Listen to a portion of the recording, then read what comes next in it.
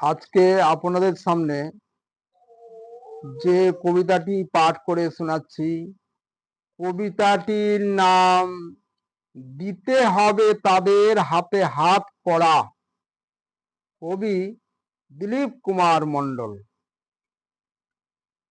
সকলে তোমায় নিজের মেয়ে ভেবে যত বঙ্গবাসী কাঁদছে সারা বঙ্গ জুড়ে।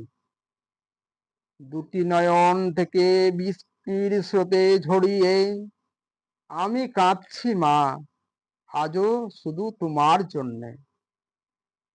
দুর্নীতির আঁচলে যত মুখ ছিল তারা লুকিয়ে, পিশাচের দল তোমায় খেলো সব ছিঁড়ে ছিঁড়ে।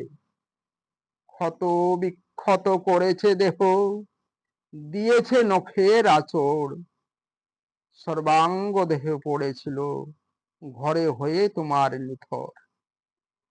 খুনি ধর্ষণকারী করেছে তোমায় ছিন্ন ভিন্ন, আঘাতের পর আঘাত বহু ক্ষত চিহ্ন। জনন্দারে এই পিশাচরা করেছে কত কুরঙ্গ, বিষে বিষময় করেছে তোমার সারা অঙ্গ। জোরপূর্বক করেছে তোমায় তারা ধর্ষণ, তোমায় করেছে তারা নৃশংস ভাবে খুন। বিচার চেয়ে জ্বলছি মা তোমার জন্য অনলে, কত জ্বালায় সয়ে চলেছি আমরা পোড়া বঙ্গে। এখনো সমগ্র জনতা রয়েছে পথে দাঁড়িয়ে, উচিত বিচার পাবো বলে পথ চেয়েছে।